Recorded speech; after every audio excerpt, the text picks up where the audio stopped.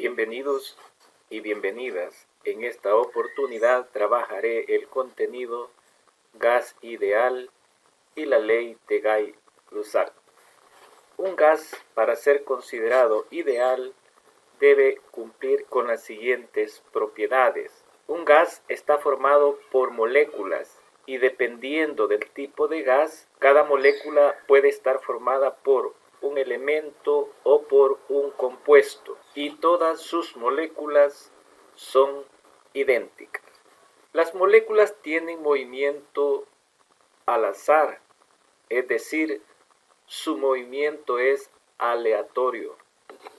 El número total de moléculas es grande. El volumen de cada molécula es despreciable comparado con el volumen que ocupa el gas.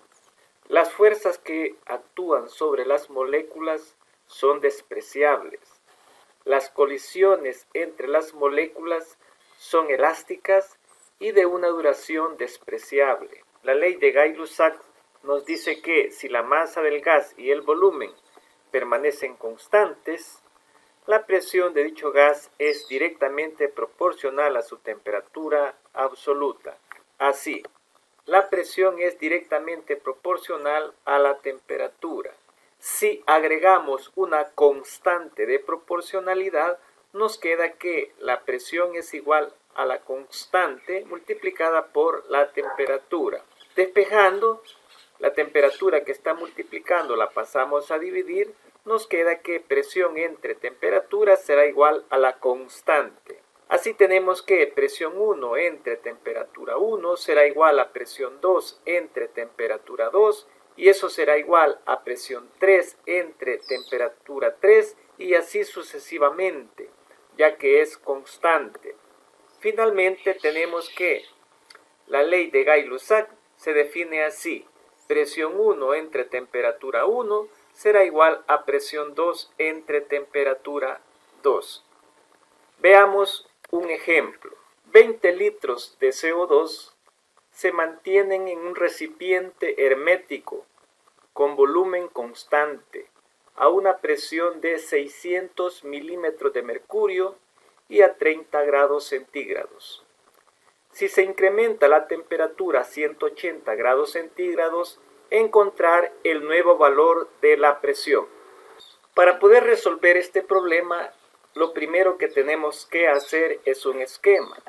Aquí tenemos el gas en este recipiente, dice que son 20 litros y se mantienen, dice, a una presión de 600 milímetros de mercurio con una temperatura de 30 grados centígrados.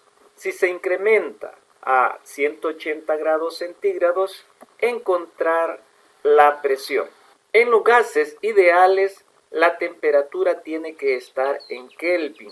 Por lo tanto, las temperaturas que están en grados centígrados hay que transformarlas a Kelvin. Haciendo las conversiones, aquí tenemos la fórmula que nos permite convertir los grados centígrados a Kelvin.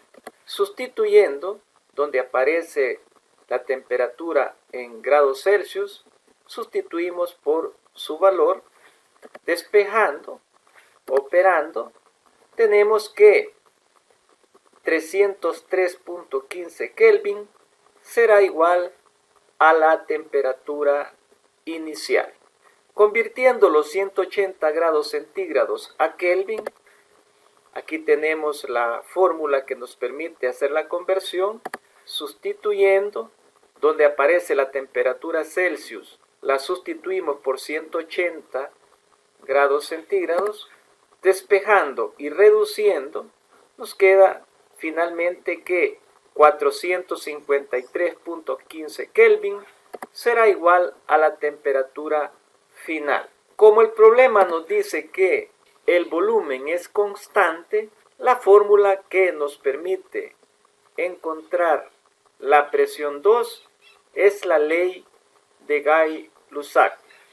Así tenemos que al sustituir la presión 1 que vale 600 milímetros de mercurio sobre la temperatura 1 que vale 303.15 Kelvin será igual a la presión 2, que es nuestra incógnita, entre la temperatura 2, que vale 453.15 Kelvin.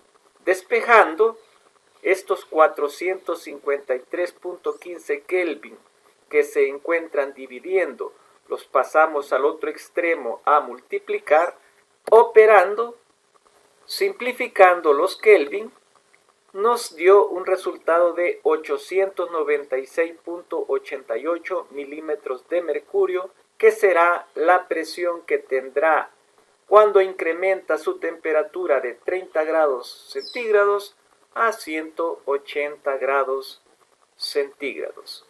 Esto es todo, amigos. No olviden suscribirse al canal para recibir futuros videos.